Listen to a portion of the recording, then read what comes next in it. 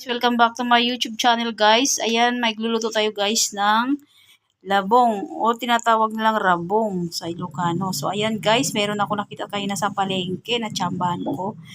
Bumili ako ng kalahating kilo kasi dalawa lang naman kami kakain. Ayan na guys ang halo natin sa luyot.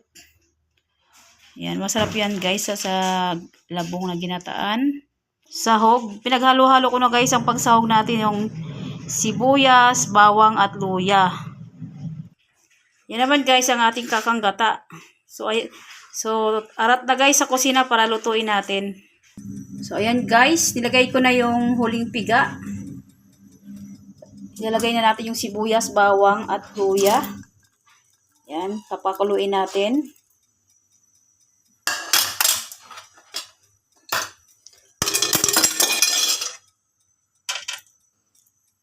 So ayan na guys. Ilagay ko na yung huling piga na kakanggata. Nilagay ko na yung sibuyas, bawang at luya. Pakukuluan lang natin to guys. Saka natin nilalagay yung labong. So ayan. Tapos masarap to guys. Haluan natin guys na pritong daing. So ayan guys. Update ko kayo mamaya pag kumulo na. So ayan guys. Kumukulo na siya. Nilagay ko na po yung ating labong. So yung labong pala guys kanina. Nilaga ko muna siya. So luto na po siya ito. Mabilis lang po maluto kasi nilaga ko na siya kanina. So, ayan guys. Update natin mamaya pag tuyo na siya. Saka natin lagyan ng ibang ingredients niya. Guys, nilagay ko na yung dahon ng saluyot. Konti na kasi ito yung sabaw. So, ayan guys. Maglagay na tayo ng ibang pampalasa. Lagay tayo guys ng beef cubes. Saka konting bitchin. So ayan guys, haluin natin. Ito guys yung ating beef cubes. Nilagyan ko guys ng beef cubes para malasa. So ayan. Haluin lang natin hanggang mapumbay ng ating mga ricado. So maya guys, ilagay na natin yung huling kakanggata. Yung unang piga guys. So, ayan guys, ilagay na natin yung ating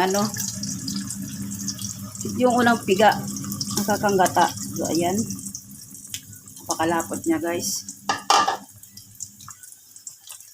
Ayan, halo-haloin natin guys. Mabilis lang to guys maluto kasi nilaga ko na po siya yung labong kanina. Tapos pinigaan ko po siya.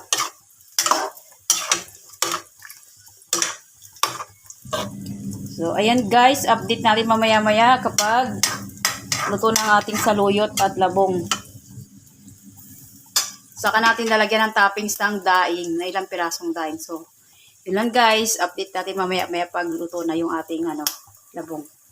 So, ayan guys, tignan natin kung luto na yung ating ginataang labong. So, ayan, konti na lang yung sabaw niya. Luto na rin yung ating guys, saluyot. So, ayan guys, luto na siya guys. Bali, maghahalo lang tayo ng ilang pirasong daing kasi huwag masyadong madami kasi maalat. Ayan guys, nagtoppings na tayo ng daing guys. Bali, nagprito lang ako guys ng daing na 3 piraso. Pangit din kasi guys pag maraming daing maalat. So, ayan guys, luto na ang ating ginataang labong na may halong daing. Pwede naman kayo guys magdagdag dito ng sili kung gusto nyo maanghang, tapos asukal. Tapos pwede naman po dito yung hipon or ginata or yung pritong isda. Kahit ano naman guys pwede. So ayan guys, luto na ang ating ginataang labong guys. So ayan, ang ating daing na nilagay. Ayan guys, ang ating daing. Bali yung daing natin guys, pinirito ko muna to guys para hindi siya malansa. So, yun lang guys. Luto na ang ating ginataang labong. Magpi-plating na tayo guys. Ayan guys, luto na ang ating ginataang labong na may halong daing. Sana guys, nagustuhan yung ating pananghalian today. Ayan, masarap ang ating pananghalian ngayon. Ginataang labong with daing.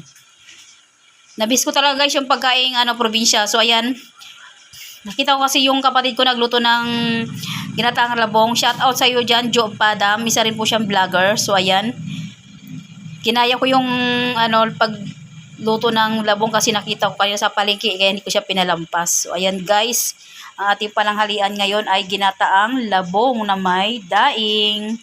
So yun lang guys, maraming salamat sa panonood.